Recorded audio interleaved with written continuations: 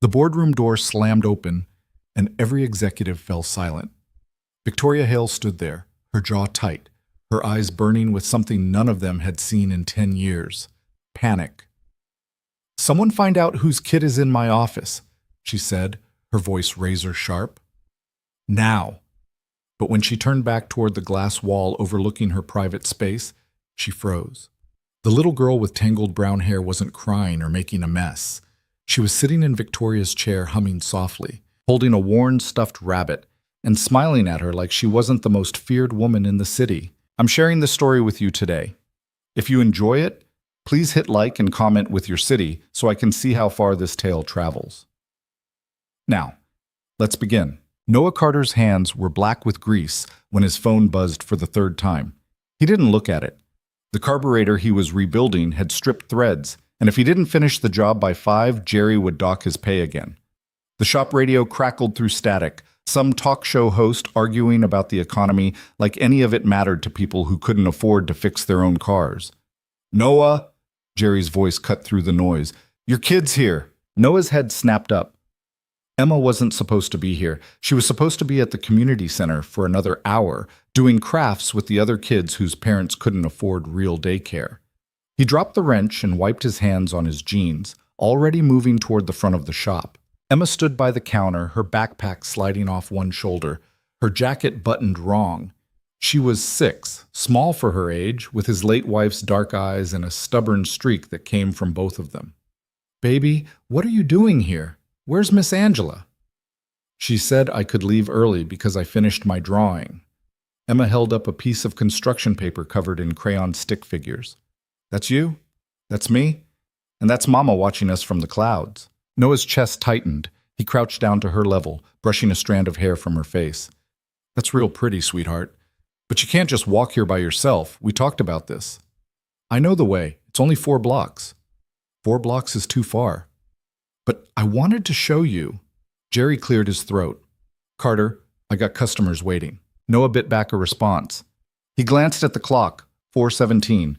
Not enough time to take Emma home and get back before Jerry closed up for the night. "Can you hang out in the break room for a bit? I just need to finish one thing." Emma's face fell, but she nodded. She'd gotten good at nodding, at not complaining, at understanding that sometimes Daddy didn't have a choice. That was the part that killed him most. He set her up with a juice box and some crackers he kept in his locker, then returned to the bay. His hands moved on autopilot, twisting bolts and checking seals, but his mind was elsewhere. 4 blocks. She'd walked 4 blocks on her own because she wanted to show him a drawing. He should have been there. He should have picked her up himself, should have been the kind of father who had time for construction paper and crayons. But he wasn't. He was the kind who worked 60-hour weeks and still came up short on rent. By the time he finished, it was past 6. The sun had dropped behind the buildings, turning the sky a bruised purple. He found Emma asleep in the break room, her head on the table, one hand still clutching her drawing. He lifted her carefully, feeling the weight of her trust in how she curled against his shoulder without waking. The bus ride home took 40 minutes.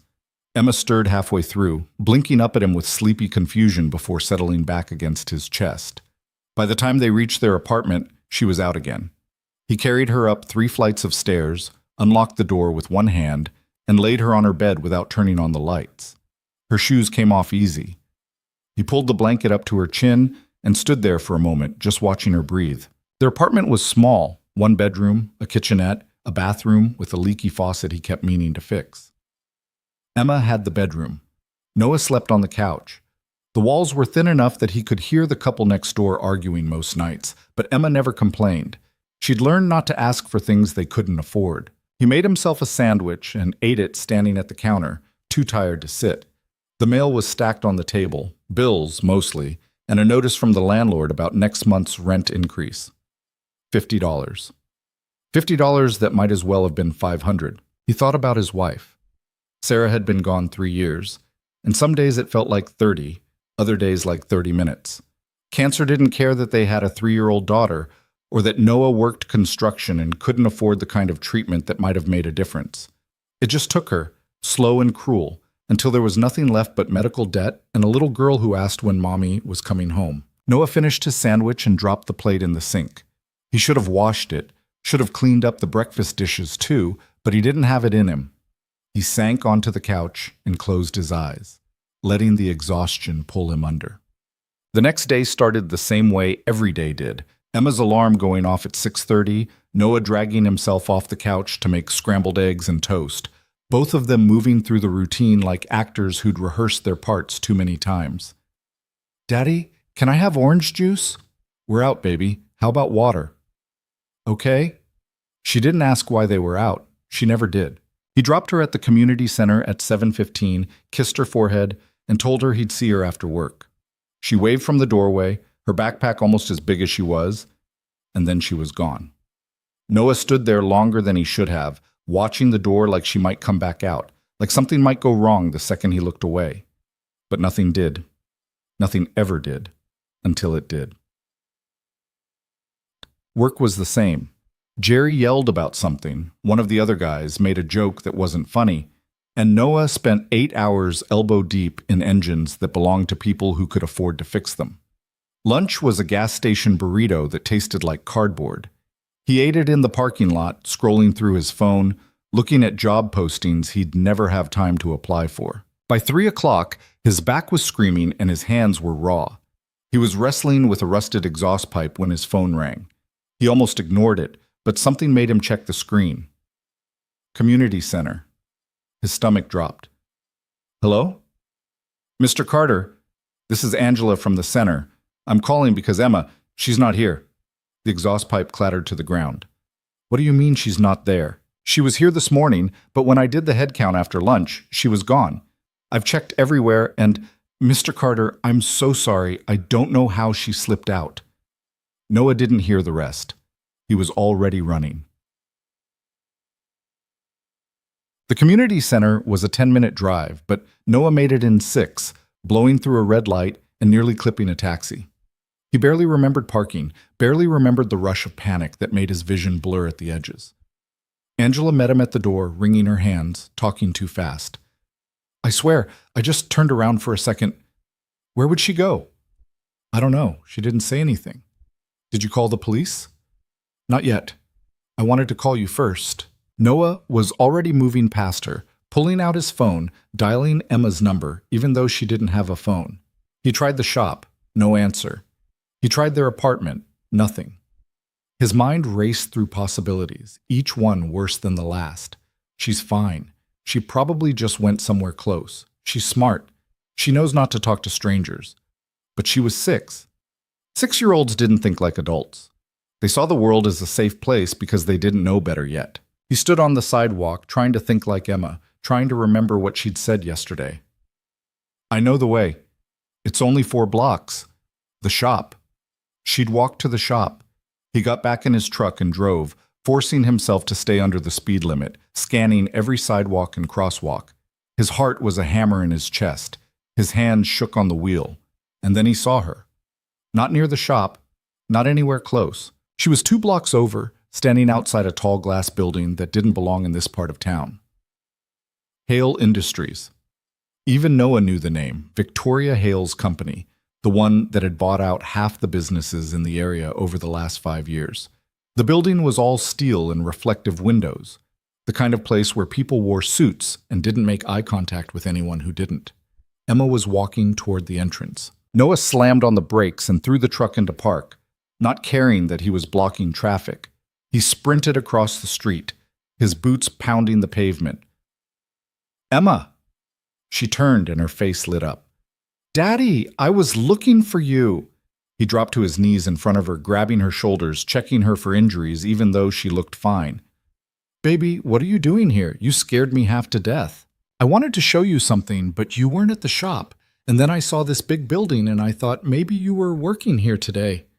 "Emma, this isn't—" He stopped, pulling her into a hug, too relieved to be angry. "You can't do this.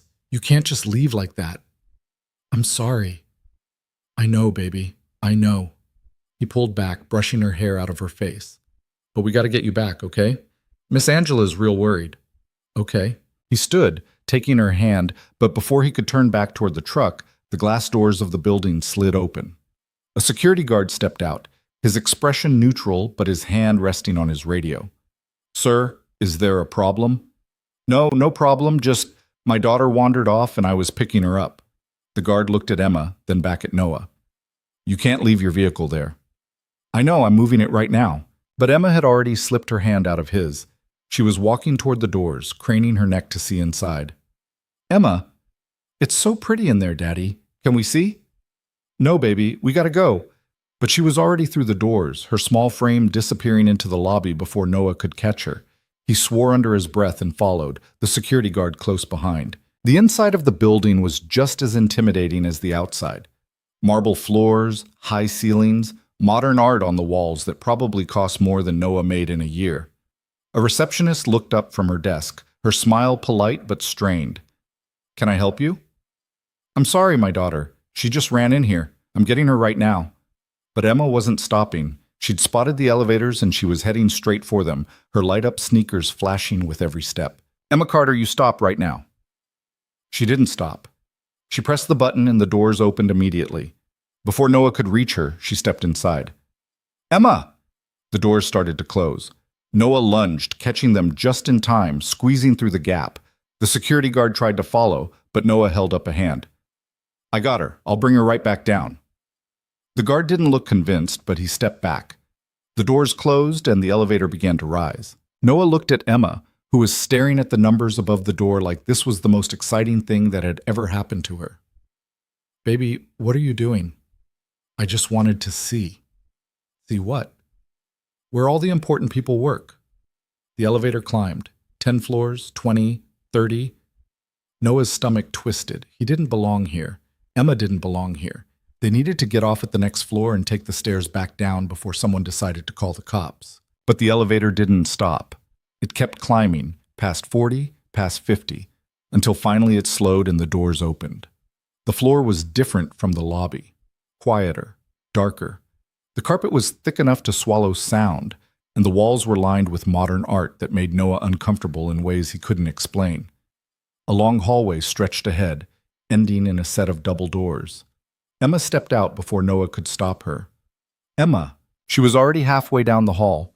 Noah followed, his boots too loud on the carpet, his heart pounding in a way that had nothing to do with the climb.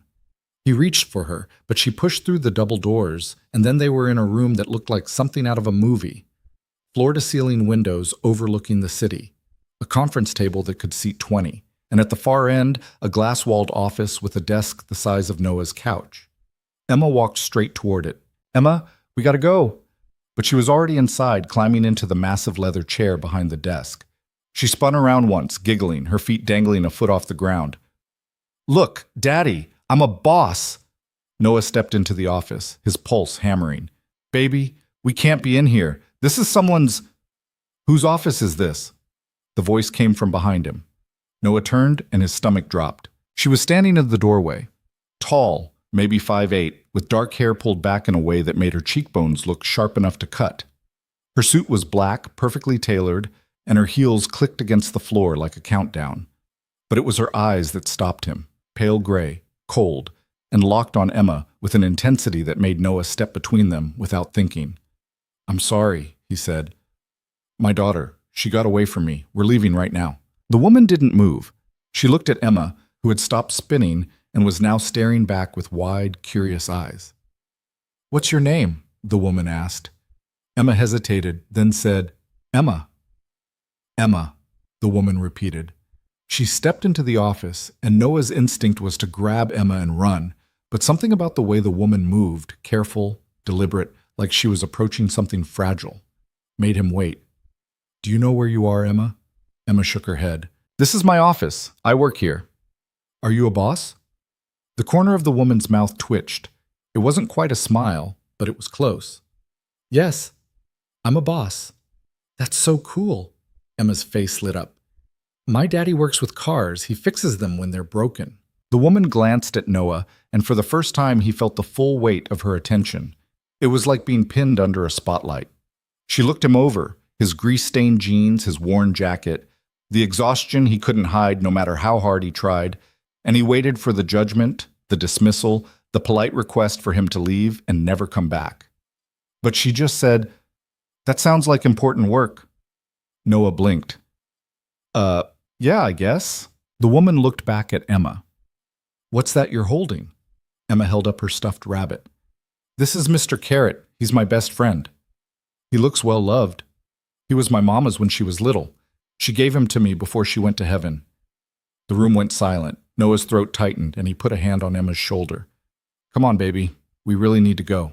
But the woman was still looking at Emma, and something in her expression had shifted. The coldness was still there, but underneath it, there was something else. Something that looked almost like recognition. "How old are you, Emma?" 6.5. 6.5, the woman repeated. She was quiet for a moment, then she said, "I'm Victoria."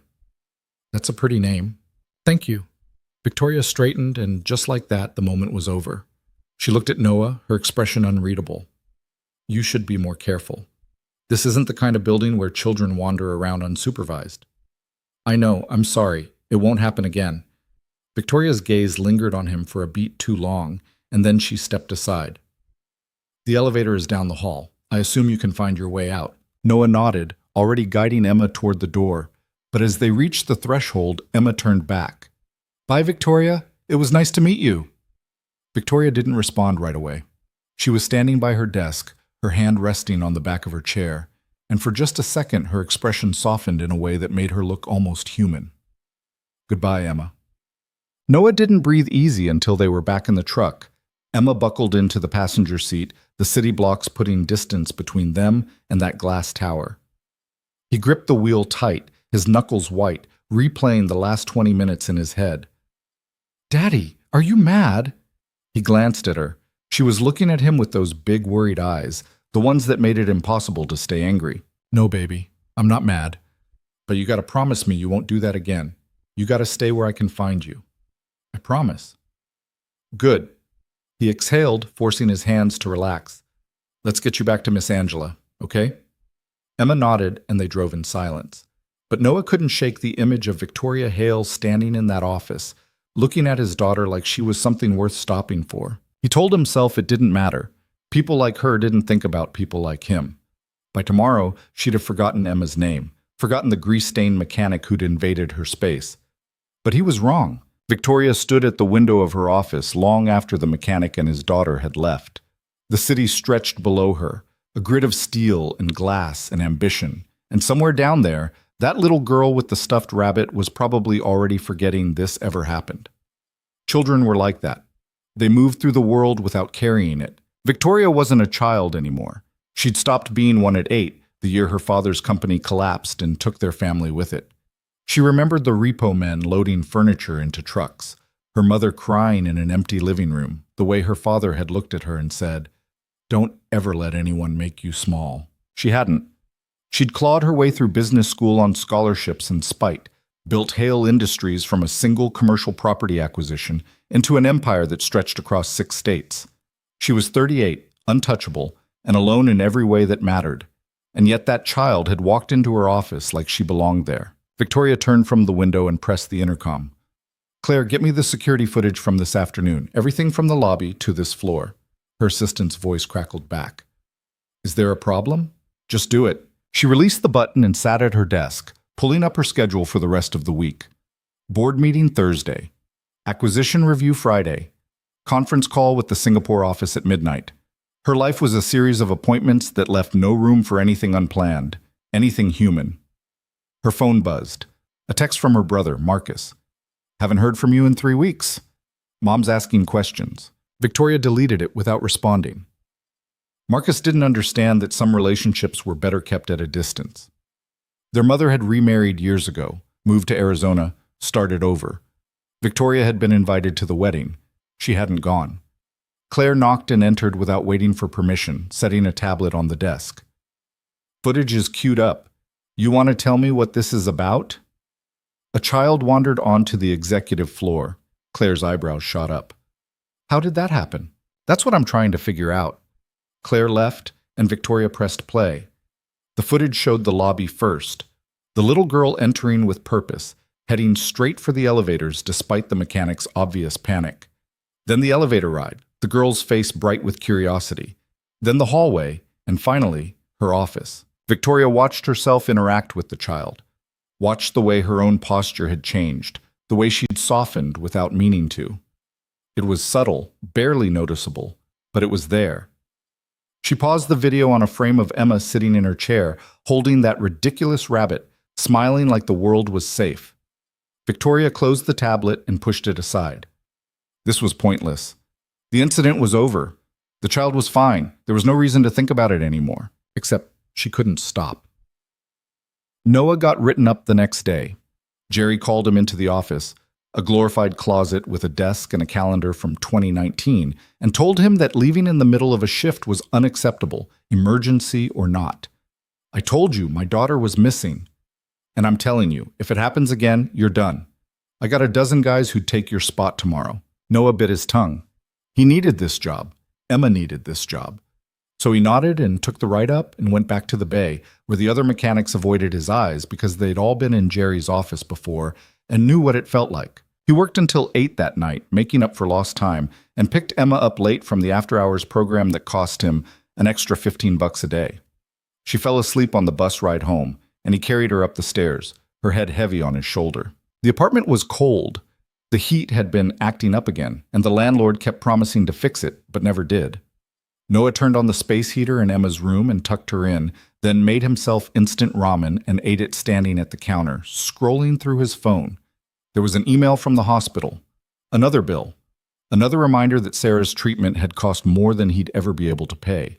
He deleted it without opening it and set his phone down, staring at the wall. He thought about Victoria Hale, about the way she'd looked at Emma, like she was trying to solve a problem she didn't know existed.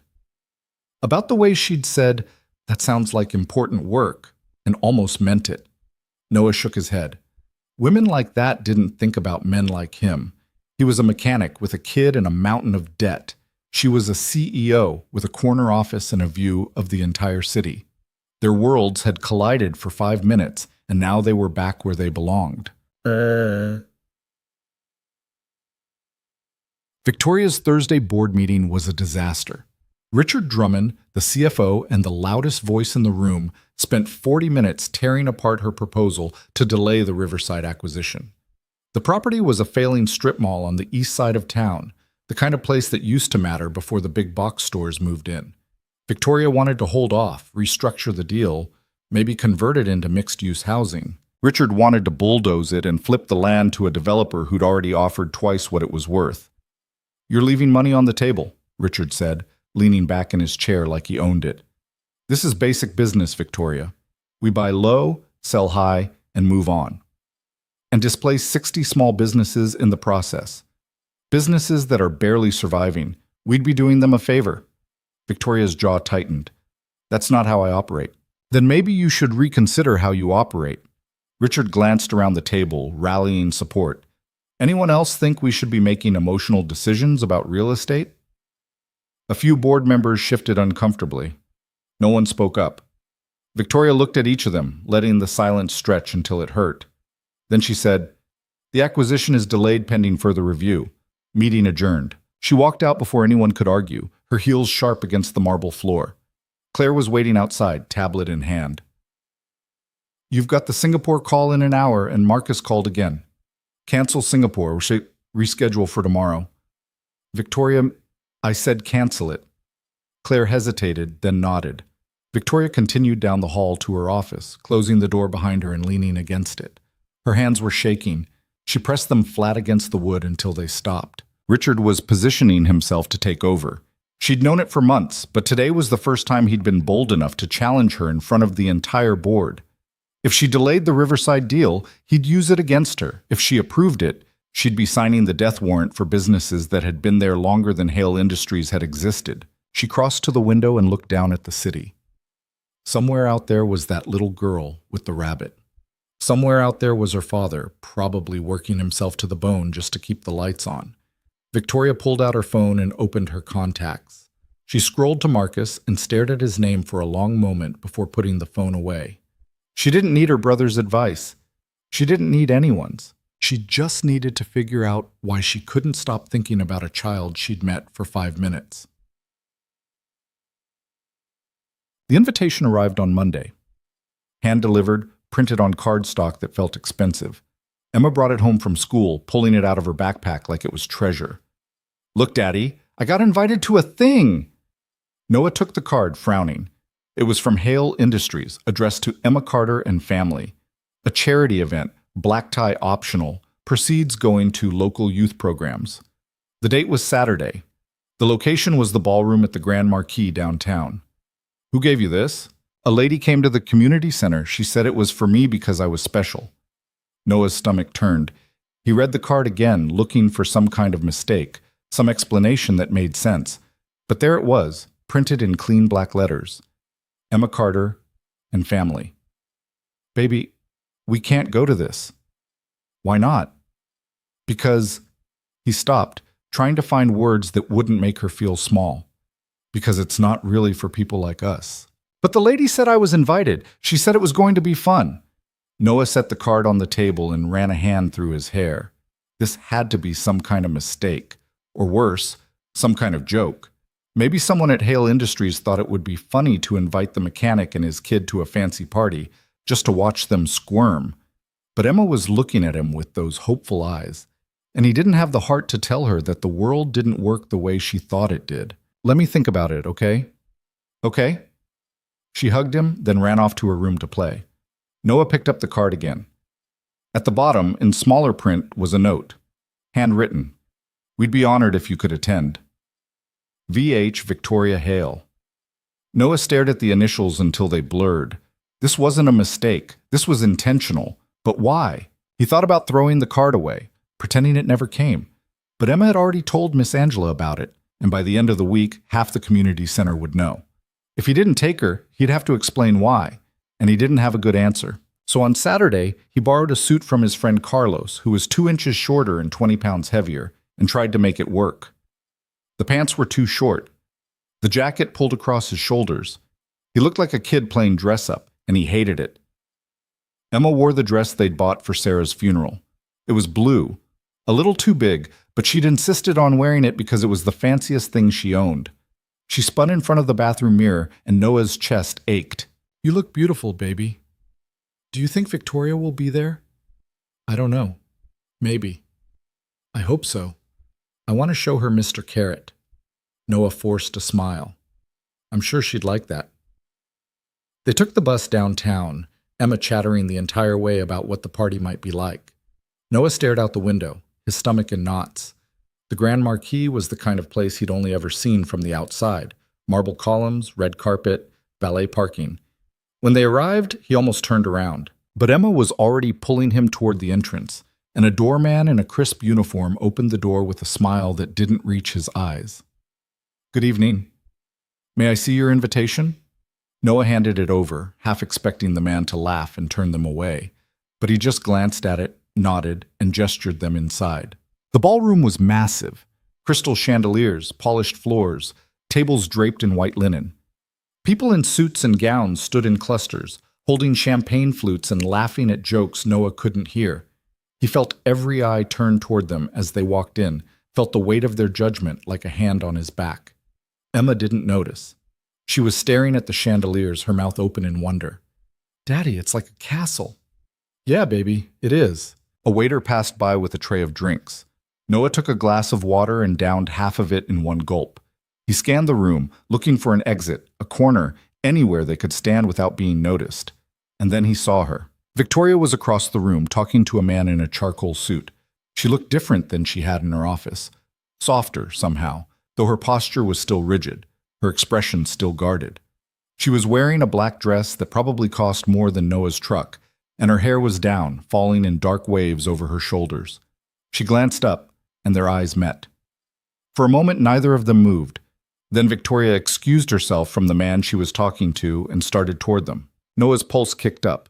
He put a hand on Emma's shoulder, unsure whether to stay or run. Victoria stopped a few feet away, her gaze flicking between him and Emma. "You came." "Yeah, Emma wanted to." Noah cleared his throat. "Thanks for the invitation. You didn't have to do that." "I know." Emma stepped forward, holding up Mr. Carrot. "Look, Victoria. I brought him so you could meet him properly." Victoria looked at the rabbit, then crouched down to Emma's level. Up close, Noah could see the faint lines around her eyes, the tension in her jaw. She wasn't as untouchable as she'd seemed in her office. "It's nice to meet you properly, Mr. Carrot," Emma giggled. "He says it's nice to meet you too." Victoria's lips twitched. Not quite a smile, but close. She stood, her attention shifting back to Noah. "You look uncomfortable." "That obvious?" "You're standing like you're about to bolt." Noah laughed despite himself. "Can you blame me?" "No." Victoria glanced around the room, then back at him. "Come on, there's a quieter area upstairs." She didn't wait for an answer. She just turned and walked toward a staircase at the far end of the ballroom. Noah hesitated, then followed, Emma skipping beside him. The upstairs lounge was smaller, dimmer, with leather chairs and floor-to-ceiling windows overlooking the city. A few people were scattered around, but it was mostly empty. Victoria led them to a corner near the windows and gestured for them to sit. Emma climbed into a chair that swallowed her, and Noah sat across from Victoria, feeling like he'd walked into a trap he didn't understand. "Why did you invite us?" he asked. Victoria didn't answer right away. She looked at Emma, who was pressed against the window, pointing at the lights below. "Your daughter made an impression," she said finally. "Yeah, well, she's good at that." "You say that like it's a bad thing." "I say it like I know how the world works." Noah leaned forward, keeping his voice low. "People like you don't usually invite people like me to parties. So what's this really about?" Victoria's expression didn't change, but something flickered in her eyes. "You think I have an agenda, don't you?" She considered that, then said, "I run a company that makes decisions affecting thousands of people. One of those decisions involves a property on the east side, a strip mall that's barely staying afloat. My board wants me to sell it to a developer who'll tear it down and put up condos. I'm considering other options." Noah frowned. "What does that have to do with us?" "The auto shop where you work. It's in that mall." The words hit him like a punch. Noah sat back, his mind racing. "You're shutting us down." "I haven't decided yet." "But you're thinking about it. The property isn't profitable. If I don't sell, I'll have to find another way to make it viable, and that might mean raising rents. Either way, businesses in that mall are going to feel it." Noah's hands curled into fists. "So you invited us here to what? Warn me? Make yourself feel better?" "I invited you because your daughter walked into my office like she had every right to be there, and it made me think." Victoria's voice was calm, but there was an edge to it now. "About what happens to people when the numbers stop making sense. About what it costs to survive in a system that doesn't care." "You're part of that system." "I know." Emma turned from the window, oblivious to the tension. "Daddy, can we get food? I saw little sandwiches downstairs." Noah forced a smile. "Yeah, baby, go ahead. I'll be right there." Emma ran off, and Noah turned back to Victoria. "You want to know what it costs? I work 60 hours a week and still can't pay my bills. My daughter eats cereal for dinner half the time because I can't afford anything else. And now you're telling me I might lose my job because some developer wants to build condos for people who'll never set foot in that neighborhood." Victoria didn't flinch. "I'm not telling you that. I'm telling you I'm trying to find another way." "Why?" "Because your daughter sat in my chair and smiled at me like I wasn't a stranger, and because you stood there and treated me like a person, not a title." She paused, her gaze steady. "I don't get that often." Noah didn't know what to say to that. He looked at her, really looked, and saw something he hadn't expected. She wasn't cold. She was exhausted. The same kind of exhausted he saw in the mirror every morning. "You didn't have to invite us," he said quietly. "I know." "So why did you?" Victoria looked out the window, her reflection ghostly in the glass. "Because I wanted to see if you'd come." Chat. They stayed for another hour. Emma ate enough finger sandwiches to make herself sick, and Noah stood by the window with Victoria, talking about things that didn't matter: the weather, the city, the way the lights looked from up here. She didn't ask about his life, and he didn't ask about hers, and somehow that made it easier. When it was time to leave, Emma hugged Victoria's leg, and Victoria froze like she didn't know what to do with the contact. Then slowly, she put a hand on Emma's head. "Thank you for coming," she said. "Thank you for inviting us," Emma said. "This was the best party ever." Victoria looked at Noah, and for just a second her guard dropped. "Take care of her." "I always do." They left the same way they came, through the grand ballroom and out into the night. The bus ride home was quiet. Emma fell asleep against Noah's shoulder, and he stared out the window, replaying the conversation in his head. He didn't trust Victoria Hale, but he couldn't shake the feeling that she'd been telling the truth, that she was trying, in her own way, to do something right. And that scared him more than anything. The rumors started on Monday. Noah heard them before he even clocked in. Jerry and a couple of the other guys standing by the coffee machine talking in low voices. "I'm telling you, it's happening. They're selling the building." "Who told you that?"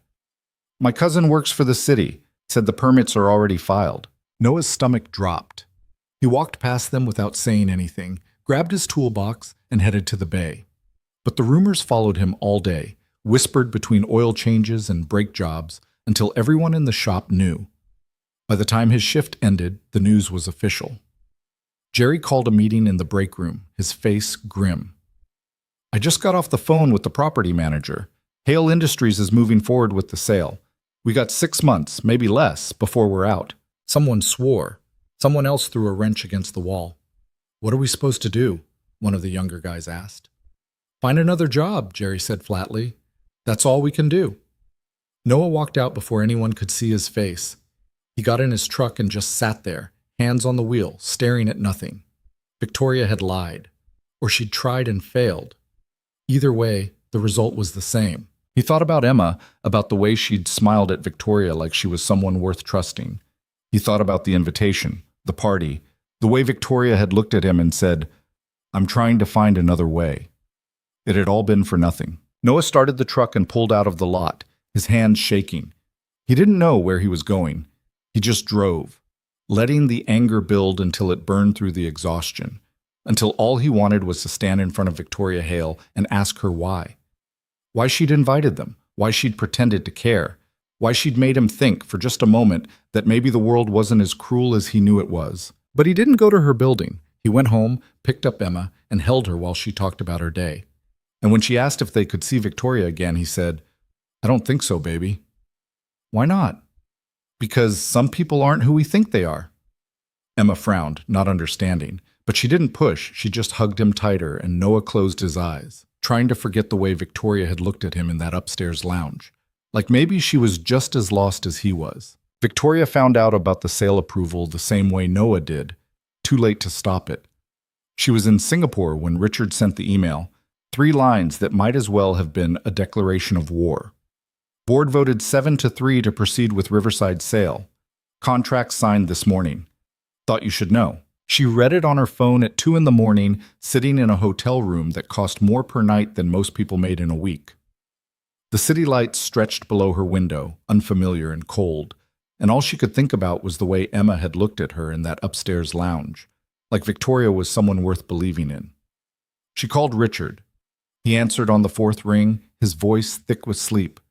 "It's done, Victoria. The vote was clean. You held the vote while I was out of the country. You were invited to call in. You chose not to. Because you scheduled it for 3 a.m, my time. That's not my problem." Richard's tone shifted, sharper now. "Look, you've been dragging your feet on this for months. The board is tired of waiting. We have investors who want action, not sentiment. Those businesses have been there for 20 years. And they've been failing for 10.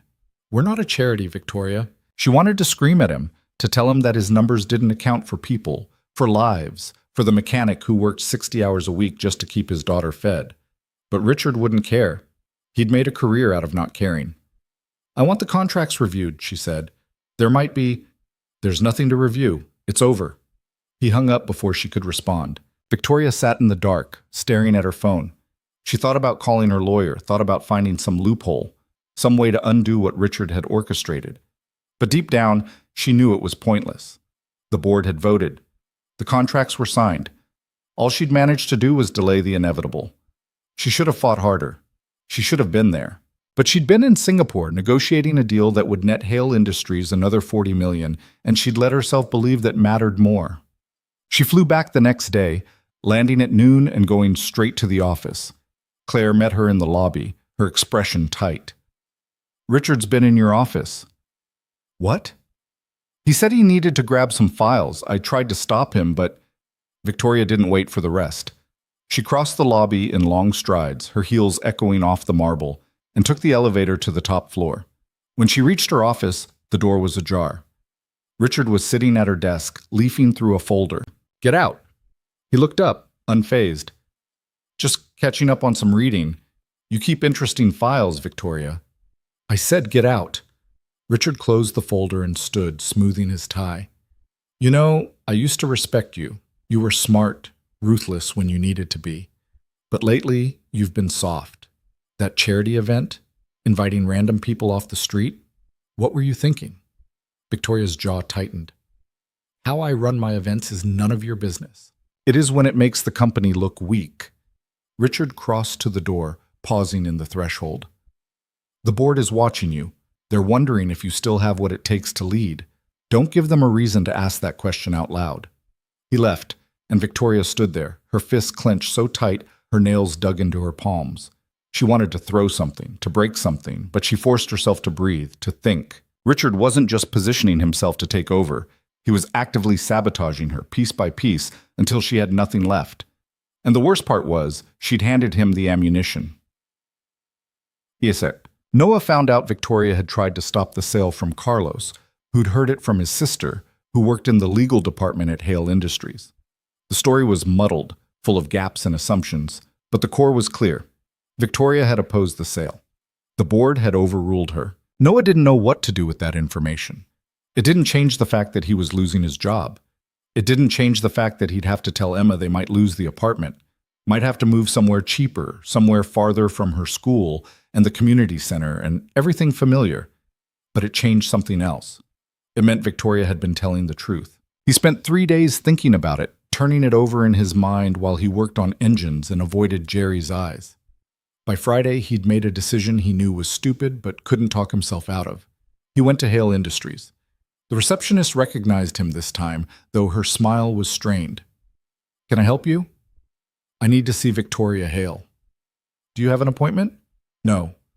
"Then I'm afraid, just tell her Noah Carter is here. She'll know who I am." The receptionist hesitated, then picked up the phone. She spoke quietly, too low for Noah to hear, then hung up. "Someone will be down in a moment." Noah expected security. Instead, Claire appeared, her expression cautious but not hostile. "Mr. Carter, Ms. Hale is in a meeting, but if you'd like to wait, I'll wait." Claire led him to a small conference room on the 3rd floor and offered him coffee, which he declined. Then she left, and Noah sat alone, staring at the abstract art on the walls and wondering what the hell he was doing. 20 minutes later, the door opened. Victoria stepped in, and Noah stood without thinking. She looked tired, more tired than she had at the party. Her suit was perfect, her hair pulled back, but there were shadows under her eyes that makeup couldn't hide. "You came to my building again," she said. "Yeah, seems to be a habit." Victoria closed the door and leaned against it, her arms crossed. "I assume you heard about Riverside." "I heard you tried to stop it." She didn't confirm or deny. She just looked at him, waiting. Noah exhaled. "Why did you try?" "Because it was the right thing to do." "That's not enough of a reason. Not for someone like you." Victoria's expression flickered, something between anger and hurt. "What do you think someone like me is?" "I don't know. That's the problem." Noah ran a hand through his hair. "You invited us to that party. You looked my daughter in the eye and made her think you cared. And then I find out you're selling the building anyway, and I don't know what to believe." "I didn't sell it. My board did." "You're the CEO. Doesn't that mean something?" "It means I run the company. It doesn't mean I control every decision." Victoria's voice was calm, but there was an edge to it. "I delayed that vote for 3 months, trying to find a better option. I restructured deals, pushed back against my CFO, put my own position at risk. And in the end, they voted while I was out of the country because they knew I'd fight it." Noah stared at her. "You're telling me you lost?" "Yes." "People like you don't lose." "People like me lose all the time. We just don't talk about it."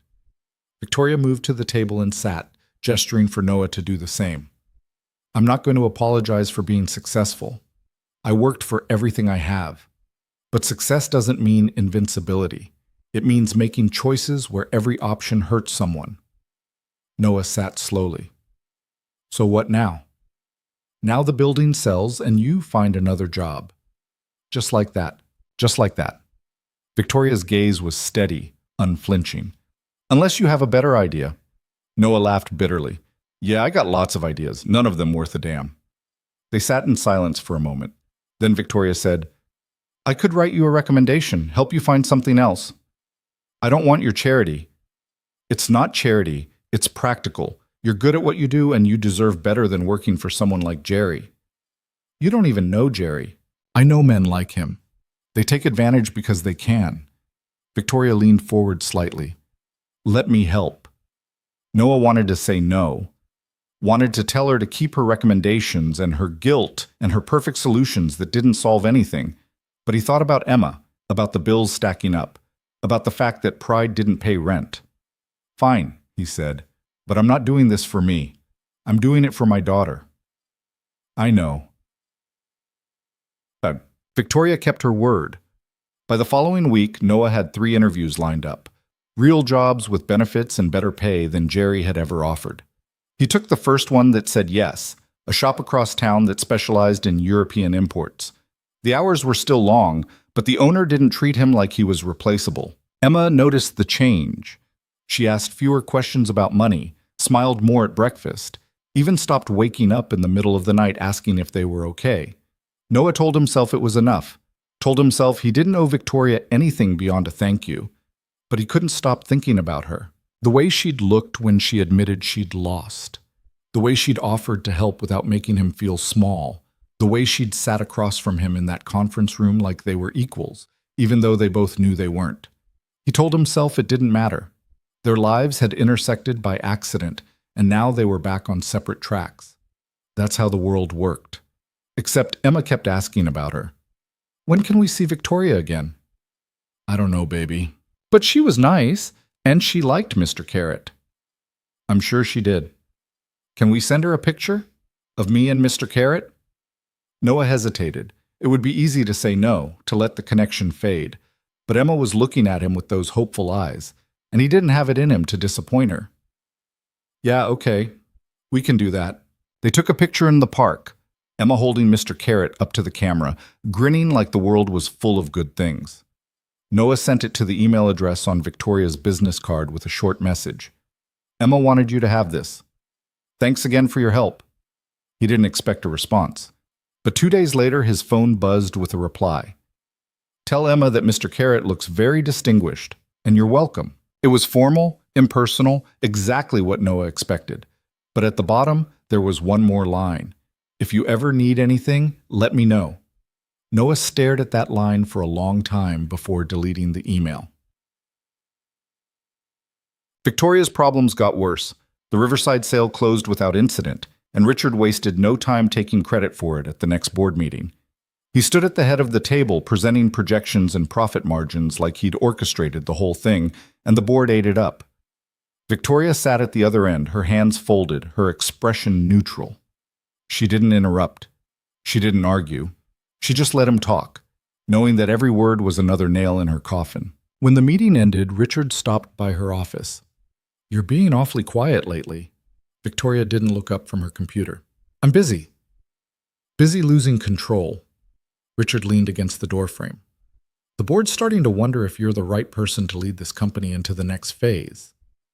Let them wonder. I'm serious, Victoria. You've been distracted. That charity event, the delays on Riverside, now you're spending time writing recommendations for random mechanics. Victoria's head snapped up. How do you know about that? Richard smiled. I make it my business to know, and I'm telling you, it looks bad. Like you're more interested in playing savior than running a company. Get out of my office. I'm trying to help you. No, you're trying to position yourself to take over, and you're doing a piss-poor job of hiding it. Richard's smile faded. You're going to regret this. I already do.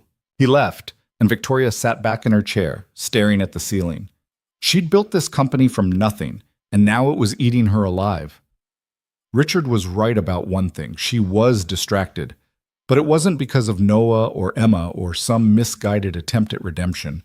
It was because for the first time in years, she'd been reminded what it felt like to be human, and she didn't know how to go back to being anything else. The call came on a Tuesday night. Noah was halfway through washing dishes when his phone rang. Unknown number. He almost didn't answer, but something made him pick up. Mr. Carter? A woman's voice, professional but urgent. Yeah? This is Amanda Cross from the legal department because Ms. Hale asked me to reach out to you directly. Noah's stomach tightened. Is something wrong? Not exactly, but there's a situation developing that might affect you, and Ms. Hale wanted you to be aware of it before it becomes public. What kind of situation? Amanda hesitated. There's been an internal investigation into financial irregularities within the company, specifically irregularities related to the Riverside acquisition and several others over the past 2 years.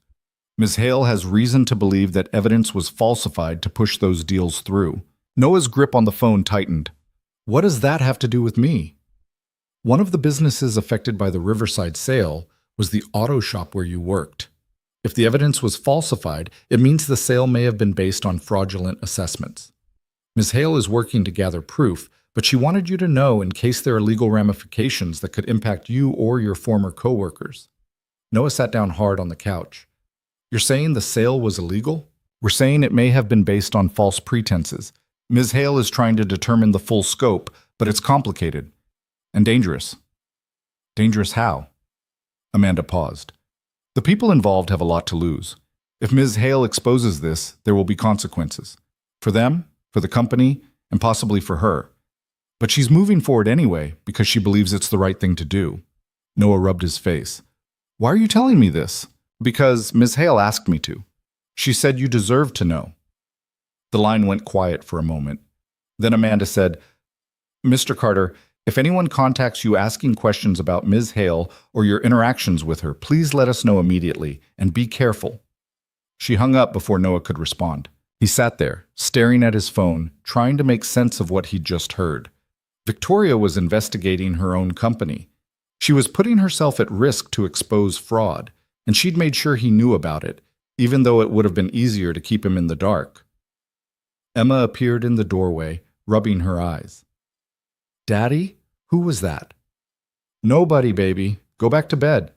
Are you okay? Noah forced a smile. Yeah, I'm fine. But he wasn't fine. He was thinking about Victoria standing in that conference room admitting she'd lost. He was thinking about the way she'd offered to help without asking for anything in return. He was thinking about the fact that she was fighting a battle she might not win, and she was doing it alone. Victoria knew she was being followed. She spotted the car 3 days in a row, always 2 blocks behind, never close enough to be obvious. She didn't know if it was Richard's doing or someone else on the board, but it didn't matter. She'd expected this the moment she started asking questions. The evidence was worse than she'd thought. Richard hadn't just pushed the Riverside sale through. He'd falsified inspection reports, bribed city officials, and buried assessments that would have shown the property was salvageable. And Riverside wasn't the only one. There were at least 6 other properties where the same thing had happened, all within the last 2 years. Victoria had copies of everything locked in a safe deposit box. She'd hired a forensic accountant who confirmed what she already suspected, and she'd scheduled a meeting with the board for the end of the week. Richard was going to fight. He had allies, people who'd benefited from his schemes, and they'd do whatever it took to protect themselves. Victoria knew that exposing him meant exposing the company, tanking the stock price, and possibly destroying everything she'd built. But she was done pretending the numbers were all that mattered. Claire knocked on her door, her face pale. Victoria, there's someone here to see you. I'm not taking visitors. It's Noah Carter. Victoria's head snapped up. What? He's downstairs. He says it's urgent. Victoria grabbed her jacket and took the elevator down. Noah was waiting in the lobby, pacing near the windows. When he saw her, he stopped. What are you doing here? She asked. Your lawyer called me, told me about the investigation. Amanda shouldn't have. She did the right thing. Noah crossed to her, his expression hard. You're going after your own company, alone. I'm not alone. I have legal counsel. That's not what I mean. He glanced around the lobby, then lowered his voice. You're putting yourself at risk. For what? For people like me? For people like your daughter, Victoria said quietly. For everyone who gets crushed when people like Richard decide profit matters more than lives. Noah stared at her.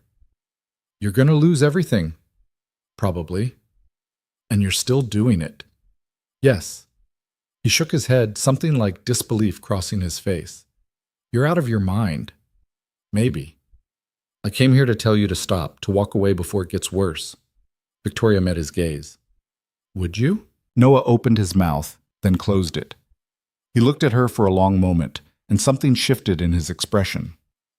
No, I wouldn't. Then you understand. I understand you're about to go to war with people who have more power than you do, and I understand that when this goes public, they're going to come after you with everything they've got. I know. Noah exhaled, running a hand through his hair. Then let me help. Victoria blinked. What?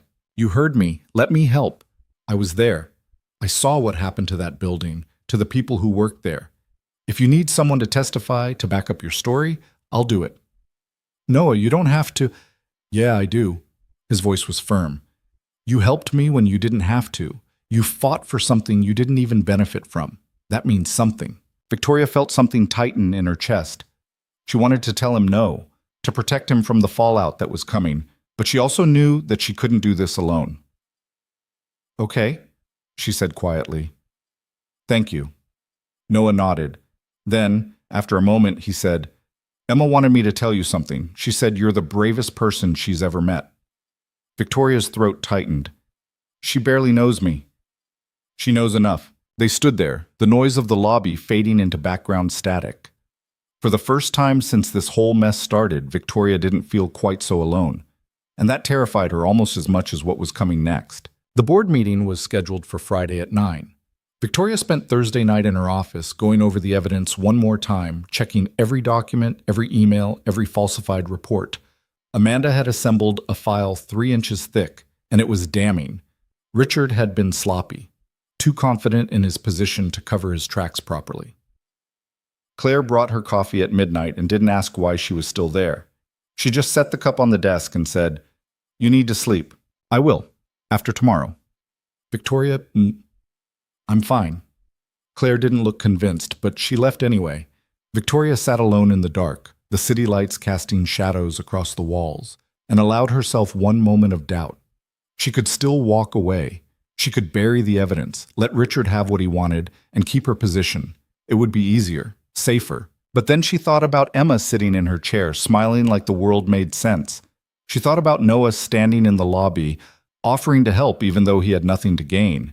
And she knew she couldn't walk away, no matter what it cost.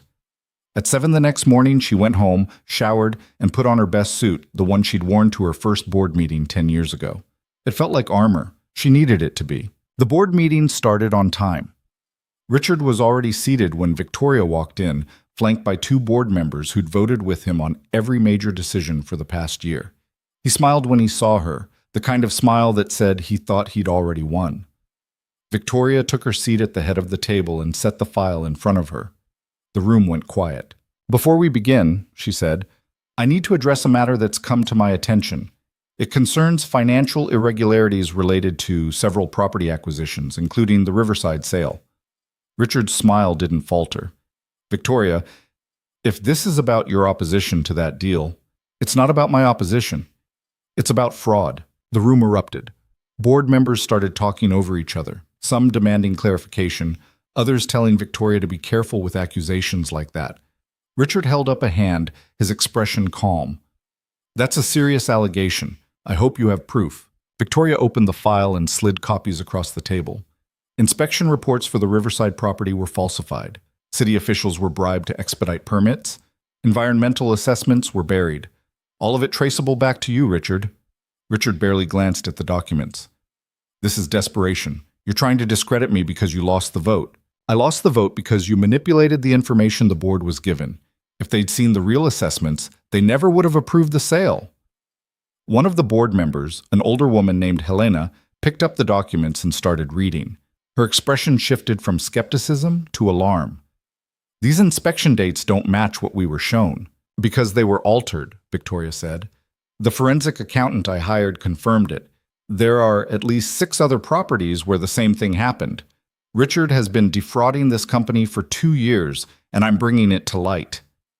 Richard leaned back in his chair, his calm finally cracking.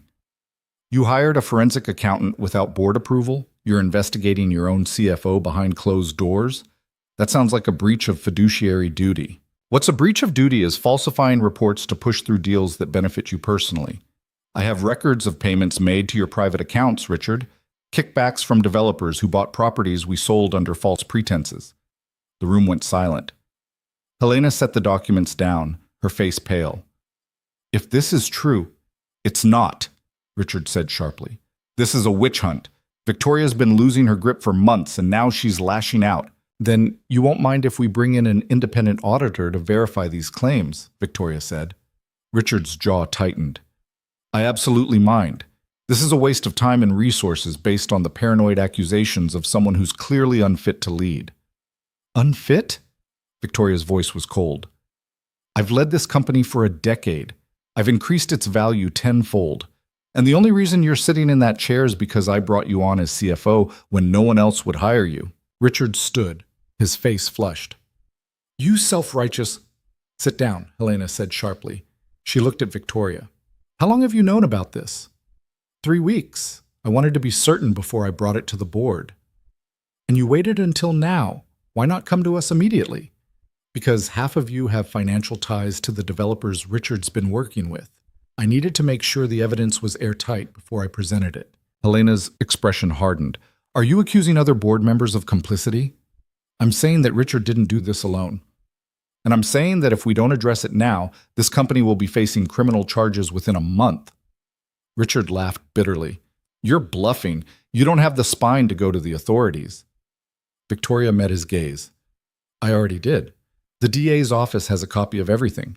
They're opening an investigation next week. The room exploded again. Richard's face went white. Helena stood, her hands shaking. You went to the district attorney without consulting the board. I went to the district attorney because this board has been compromised, and because I'm not going to let this company become a front for fraud. Richard slammed his hand on the table. You just destroyed us. The moment this goes public, our stock tanks. Investors pull out. We're done. Maybe, Victoria said, but at least we'll be done honestly. Helena looked around the table, then back at Victoria. This meeting is adjourned. We'll reconvene with legal counsel present.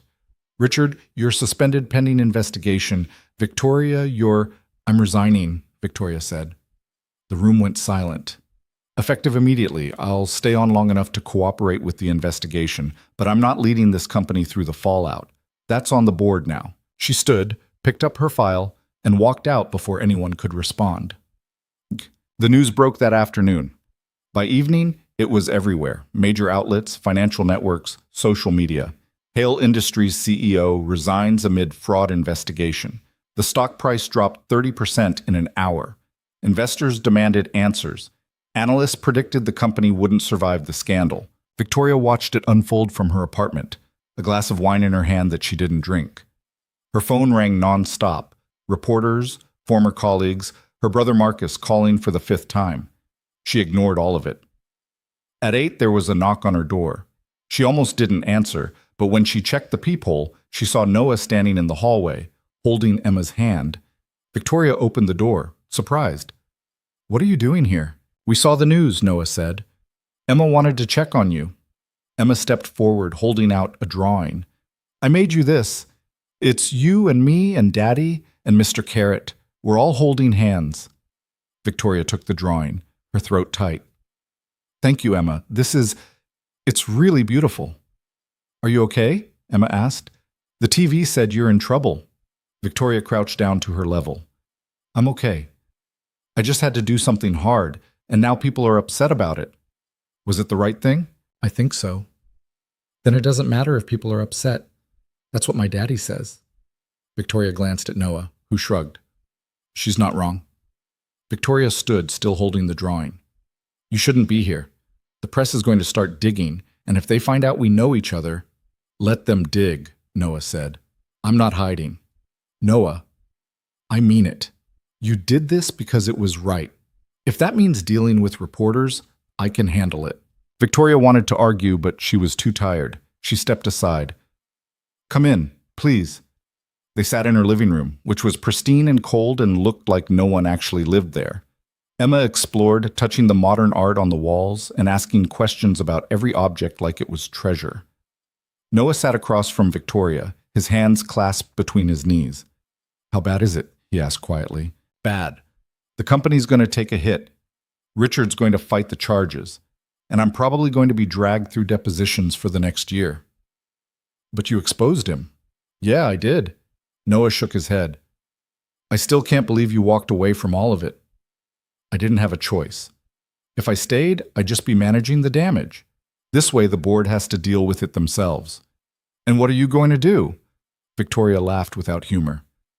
I have no idea. Emma came over and climbed onto the couch next to Victoria, leaning against her like it was the most natural thing in the world. Victoria froze, unsure what to do, and then slowly put an arm around the little girl. You should come stay with us, Emma said. Noah's eyes widened. Emma? What? She's all alone here, and our couch is really comfy. Victoria smiled despite herself. That's very kind, but I'll be okay. Are you sure? Because you look sad. Victoria's chest tightened. She looked at Noah, who was watching her with an expression she couldn't quite read. I'm sure. But thank you. They stayed for another hour. Emma told Victoria about school, about her new friend who had a pet hamster, about the drawing she was working on for art class. Noah sat quietly, interjecting occasionally, and Victoria found herself relaxing in a way she hadn't in weeks. When they finally left, Emma hugged her goodbye, and Noah lingered in the doorway. If you need anything, he said, call me. I mean it. I know. Thank you. He hesitated, then said, You're not alone in this, Victoria. Don't forget that. She nodded, not trusting her voice, and closed the door after they left. The apartment felt emptier than it had before. The investigation moved quickly. Richard was formally charged with fraud, bribery, and embezzlement. 2 other board members resigned. Hale Industries' stock continued to plummet, and creditors started circling. The company Victoria had built was tearing itself apart, and all she could do was watch. Noah called her every few days, checking in. She told him she was fine, even when she wasn't. He didn't push, just listened when she needed to talk, and sent pictures of Emma when she didn't. 3 weeks after the board meeting, Victoria got a call from Helena. The board wants to offer you your position back, Jag. Victoria was sitting in a coffee shop, staring out the window at the rain. What? We've stabilized the situation. Richard's out, the investigation is ongoing, but investors are starting to come back. We need leadership. We need you.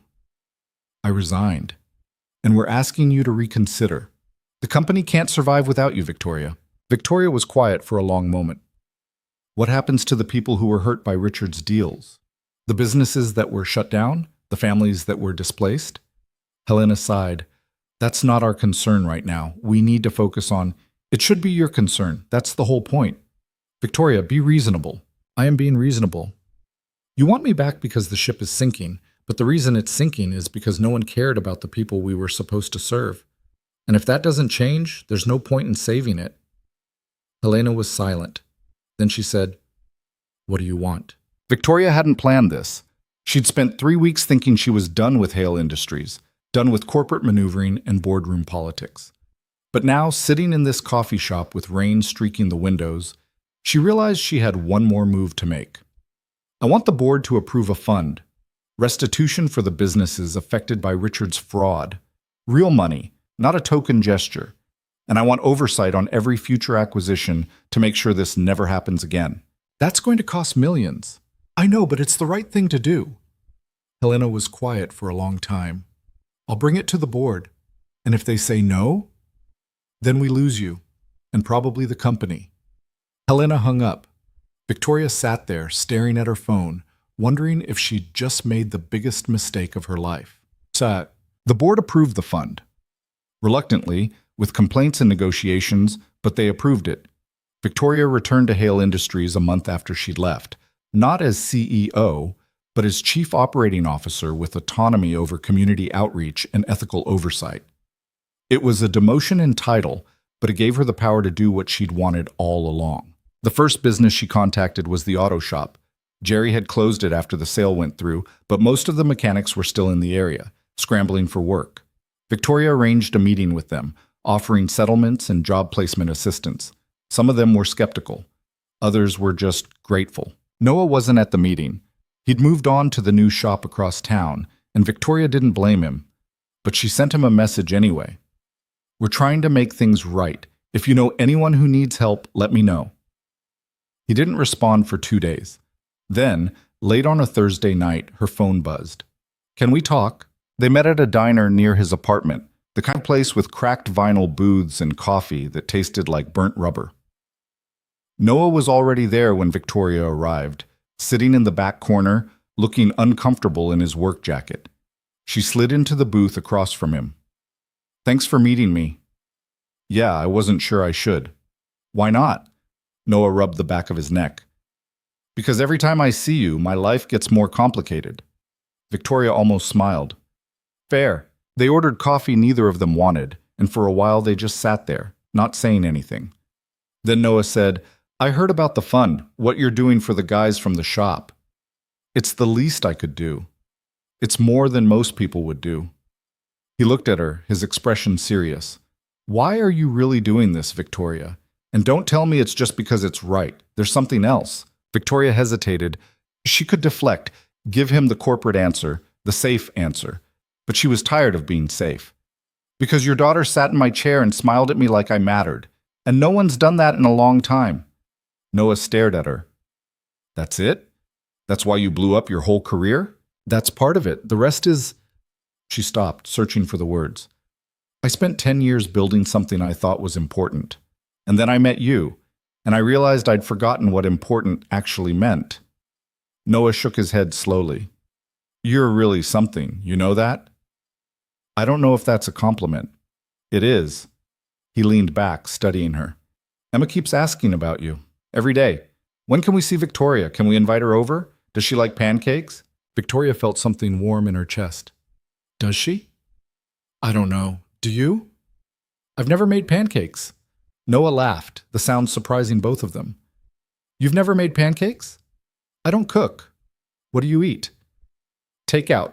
Salads from the place downstairs, whatever Claire orders for lunch meetings.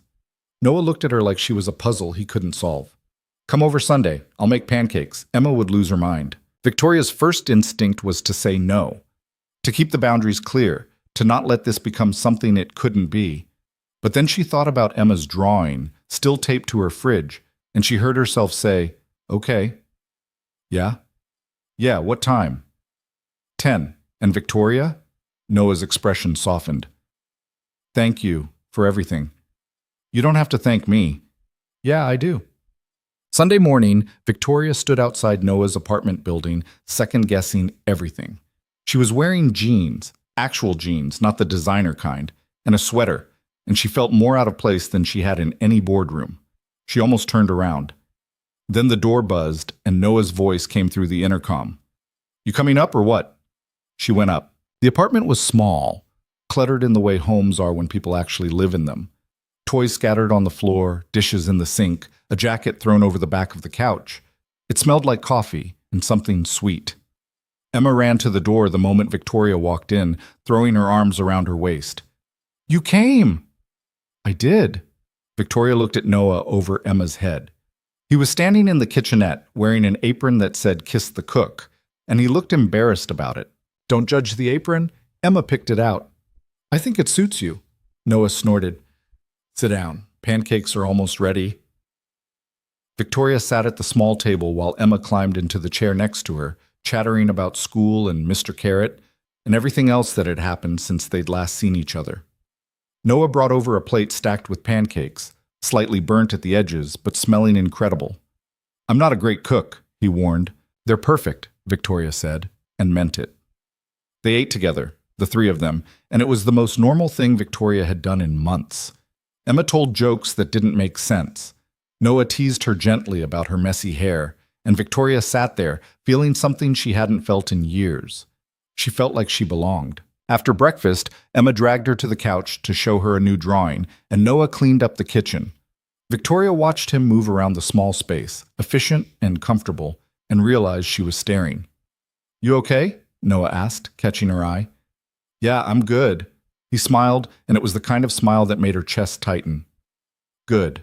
Emma fell asleep halfway through the second movie, her head on Victoria's lap. Victoria looked down at her, this little girl who'd walked into her office and changed everything, and felt tears prick her eyes. Noah noticed. You want me to move her? No, She's fine. He sat down on the other side of the couch, close enough that their shoulders almost touched. They sat in silence for a while, the TV playing softly, Emma's breathing steady between them. "This is nice," Victoria said quietly. "Yeah, it is. I didn't think I'd ever have something like this." Noah looked at her. "Like what?" "This. People who—" She stopped, the words catching in her throat. "People who care if I show up." Noah's expression softened. "Victoria, you've got to stop thinking you're alone in this." "I'm not used to anything else." "Then get used to it, because Emma's not letting you go anytime soon, and neither am I." Victoria turned to him, her heart pounding. "Noah, I'm serious. I don't know what this is or where it's going, but I know I want you here. Emma wants you here, so stop acting like you're some kind of burden, okay?" Victoria didn't know what to say. She'd spent her whole life being strong, being untouchable, and here was this man telling her she didn't have to be, that she was wanted just as she was. "Okay," she whispered. Noah reached over and took her hand, and they sat like that, Emma asleep between them, until the sun started to set and the apartment filled with golden light. For the first time in a long time, Victoria wasn't thinking about the next meeting, the next deal, the next crisis. She was just there, in that moment, with people who made her feel human. And it was enough. The weeks that followed were different. Victoria started showing up at Noah's apartment on Sundays, then Wednesdays, then whenever Emma asked. She learned to make pancakes, though they were never as good as Noah's. She sat through animated movies she didn't understand and helped with homework she had to Google. And slowly, the sharp edges she'd carried for so long started to smooth out. Noah watched it happen with something close to wonder. This woman who'd terrified her own board members would sit cross-legged on his living room floor, playing cards with his daughter, losing on purpose and pretending not to. She'd laugh at Emma's terrible jokes and listen to stories about kids at school like they mattered more than quarterly earnings. But it wasn't seamless. There were moments when Victoria would go quiet, staring at her phone with an expression that said she was somewhere else entirely. Moments when Noah would catch her looking around his apartment like she was trying to figure out how she'd ended up there. And moments when he'd see the weight she carried, the guilt over things she couldn't change, and the fear that she didn't deserve this. One night, after Emma had gone to bed, they sat on the couch with the TV muted, neither of them really watching. "You're thinking too loud," Noah said. Victoria glanced at him. "What?" "You do this thing where you get real quiet and your jaw gets tight. What's going on?" She was quiet for a long moment. Then she said, "I'm waiting for this to fall apart." "Why would it fall apart?" "Because things like this don't happen to people like me. I don't get—" She gestured vaguely around the apartment. "This, family dinners and movie nights and people who care if I show up, that's not my life." "It is now." "For how long?" Victoria turned to face him. "You don't know me, Noah. Not really. You know the version of me that shows up here on Sundays, but you don't know what I'm like at work, how cold I can be, how many people I've hurt making decisions that benefited the bottom line. You think I don't have regrets?" Noah's voice was quiet but firm. "I missed my wife's last birthday because I was working a double shift. Emma asked me why Mommy wasn't getting better, and I told her to stop asking questions because I couldn't handle hearing them. I've made 1,000 mistakes, and I'll make 1,000 more. That doesn't mean I don't deserve to be happy, and neither do you." Victoria's eyes glistened. "I don't know how to do this." "Do what?" "Let people in. Trust that they won't leave." Noah reached over and took her hand. "Then learn. I'll wait." She looked at him, really looked at him, and something shifted in her expression. "You're too good for me." "That's not true." "It is. You're a good man, Noah. You deserve someone who isn't—" "Victoria." He squeezed her hand. "Stop. You're here because I want you here. Emma wants you here. And if you keep trying to talk yourself out of it, you're going to miss what's right in front of you." She was quiet for a long time. Then she leaned her head on his shoulder, and Noah put his arm around her, and they sat like that until the sky outside started to lighten. The legal fallout from Richard's case dragged on for months. Depositions, hearings, settlements. Victoria spent hours with lawyers going over documents and timelines, reliving every decision she'd made.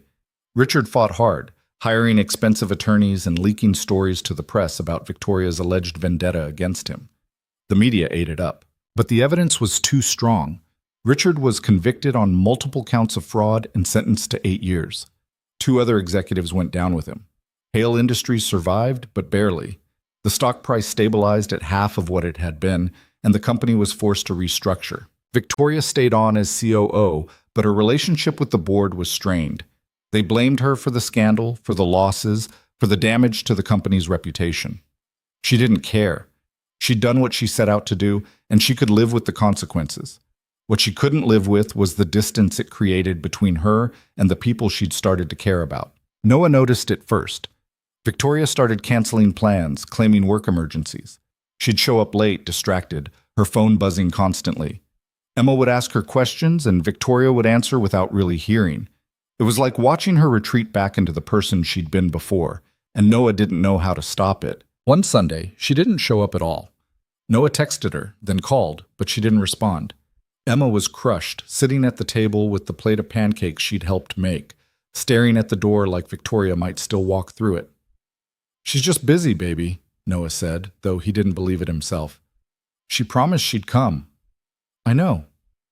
"Did we do something wrong?" "No, you didn't do anything wrong." But Emma didn't look convinced, and Noah didn't blame her. He spent the rest of the day trying to distract her, but his mind was elsewhere. By the time he put Emma to bed, he'd made a decision. He drove to Victoria's apartment, not sure if she'd even let him in. The building was upscale, the kind with a doorman who looked at Noah like he didn't belong. Noah gave Victoria's name, and after a long pause, the doorman buzzed him up. Victoria answered on the third knock. She looked exhausted, hair down, no makeup, wearing sweatpants and a t-shirt he'd never seen before.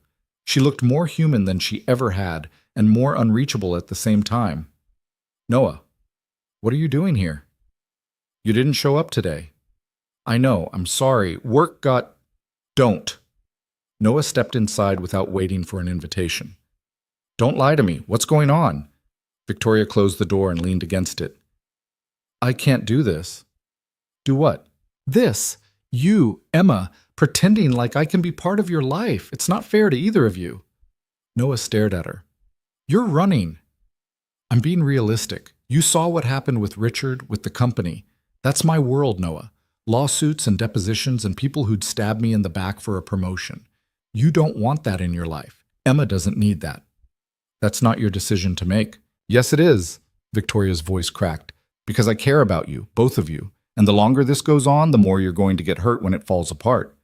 Noah crossed the room and stood in front of her, close enough that she had to look at him. "You're scared."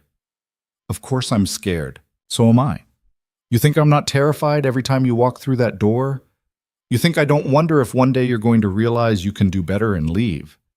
But I show up anyway, because that's what you do when you care about someone." Victoria's eyes filled with tears.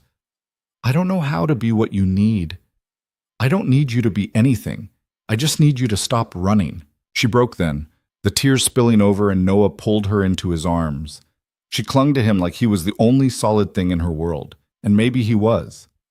They stood like that for a long time, the apartment quiet around them, and when she finally pulled back, her face was blotchy and her eyes were red.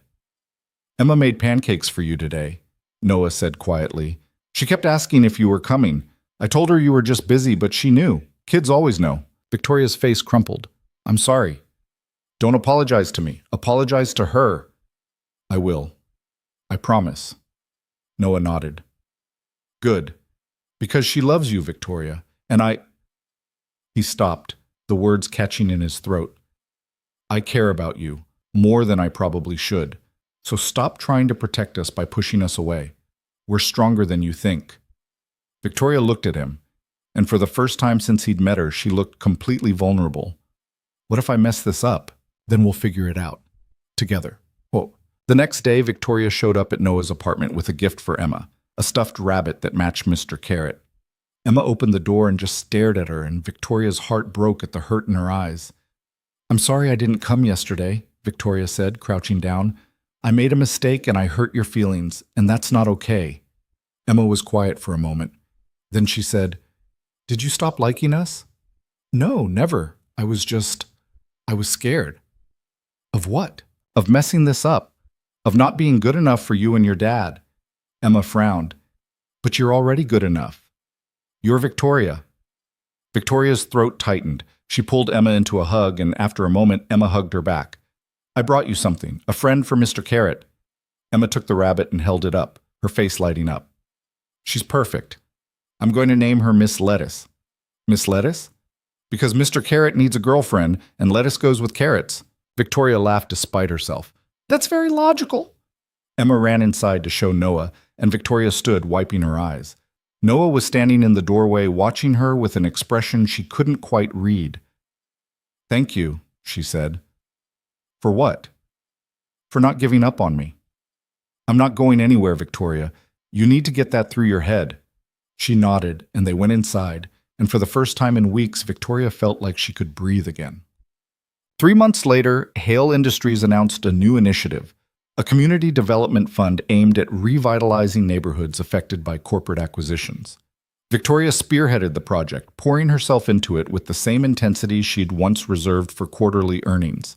But this time, it felt different. It felt like building something that mattered. Noah was there through all of it, listening when she needed to vent, reminding her to eat when she forgot, making sure she didn't lose herself in the work the way she used to. Emma was there too, sitting at Victoria's kitchen table doing homework while Victoria worked on presentations, asking questions that forced Victoria to explain things in ways that made sense to a 7-year-old. It was messy and chaotic, and nothing like the life Victoria had planned. But it was real. And for the first time, she wasn't afraid of it. One Saturday afternoon, Noah took Emma to the park, and Victoria stayed behind to finish a proposal. But she couldn't focus. She kept thinking about the way Emma had hugged her that morning, sleepy and warm and trusting. The way Noah had kissed her forehead before leaving, casual and easy like it was something they did every day. She thought about the life she'd built for herself, the corner office, the power, the control, and she thought about the life she was building now, smaller, messier, but infinitely more valuable. Her phone rang. Helena, calling about the upcoming board meeting. Victoria let it go to voicemail. An hour later, Noah and Emma came back, both of them windswept and laughing.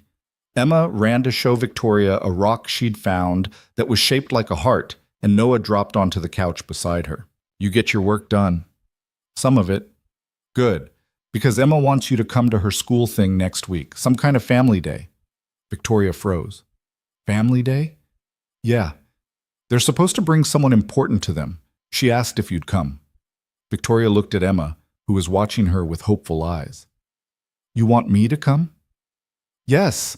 You can meet my teacher and see my classroom and everything. Victoria's chest tightened.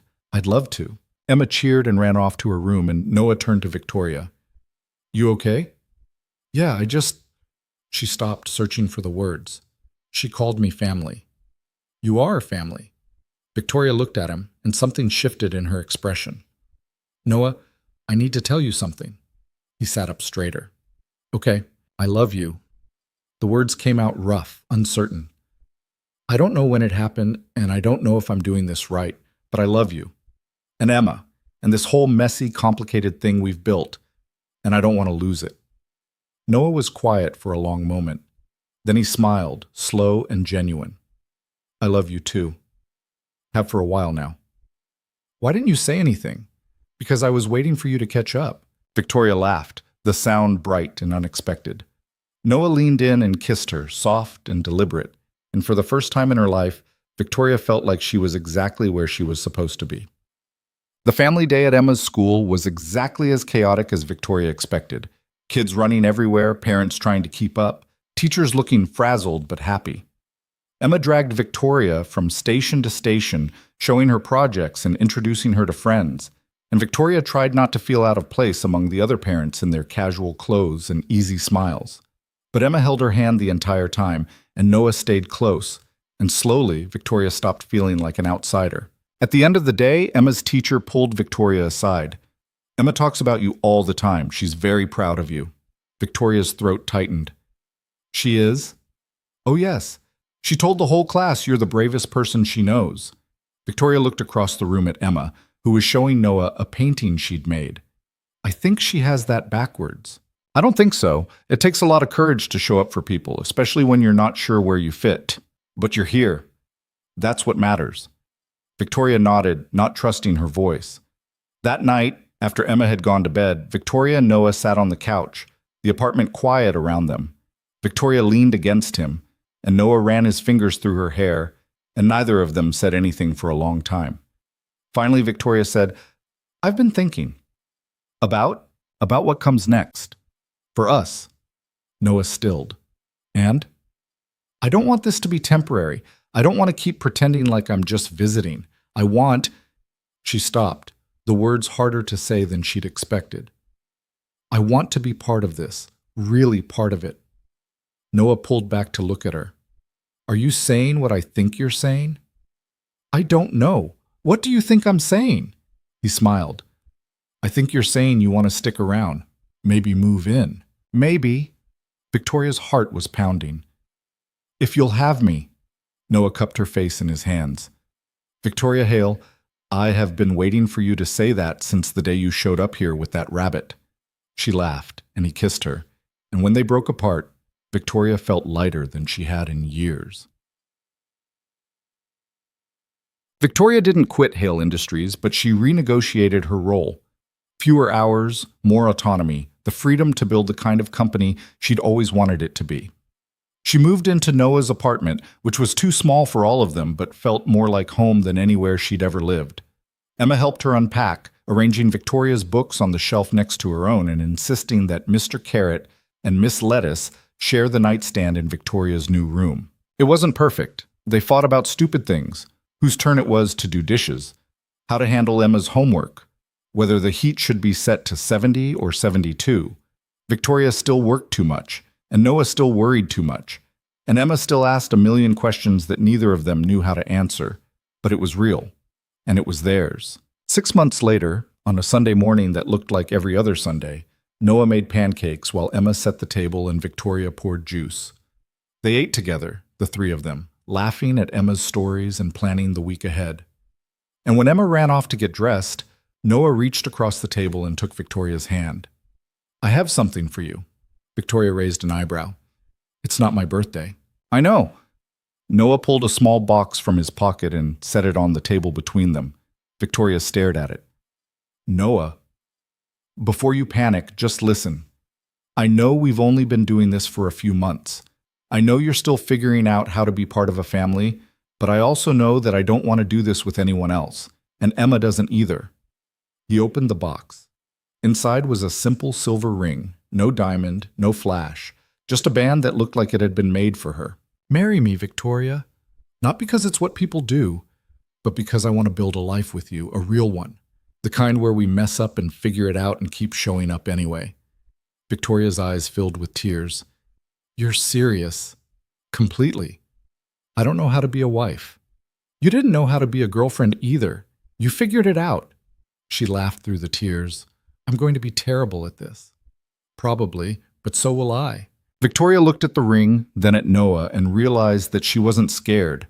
For the first time in her life, she wasn't running from something good because she was afraid of losing it. She was just here, in this moment, with a man who loved her and a little girl who called her family. "Yes," she said. "Yes, I'll marry you." Noah slipped the ring on her finger and it fit perfectly. He kissed her, and Emma came running in at the sound of her dad laughing, and when she saw the ring, she screamed with delight. "Does this mean Victoria's staying forever?" "Yeah, baby," Noah said. "Forever." Emma threw her arms around both of them, and they stood there in the kitchen, the three of them holding on to each other like they'd never let go. The wedding was small.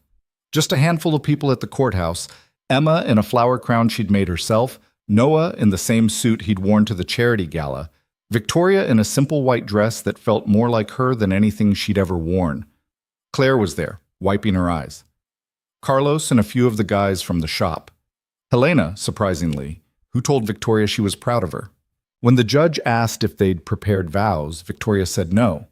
But then she looked at Noah and found herself speaking anyway. "I don't have fancy words. I don't know how to promise I'll be perfect, because I won't be.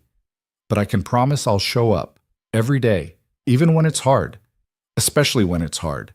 And I'll love you and Emma with everything I have, for as long as I have." Noah's eyes were bright. That's more than enough. He said his vows, something about finding home in the last place he expected, and then they kissed, and Emma cheered, and that was it. They were married. Afterward, they went to the diner where Noah and Victoria had talked that night months ago.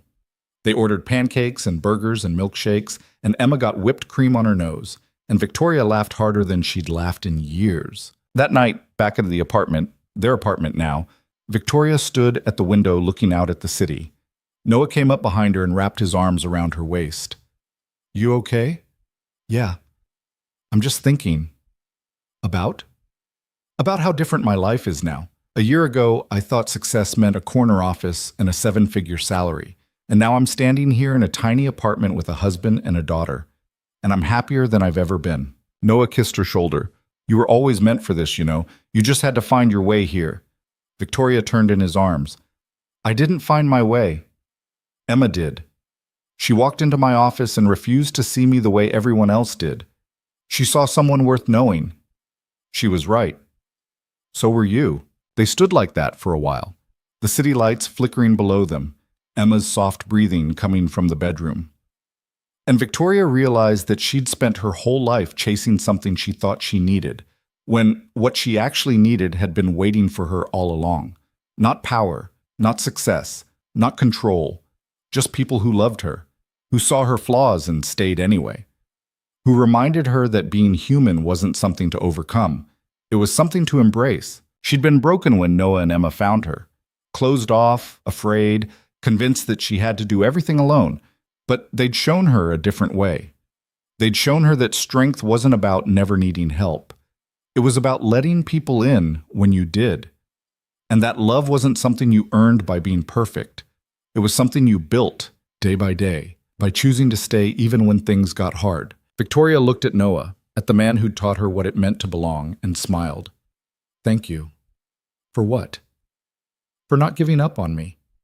For seeing something in me I didn't see in myself." "You would have found it eventually." "Maybe.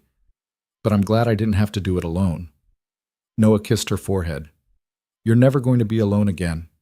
Not if I have anything to say about it." And standing there in their small apartment, with the life they'd built together surrounding them, Victoria finally understood what it meant to be home.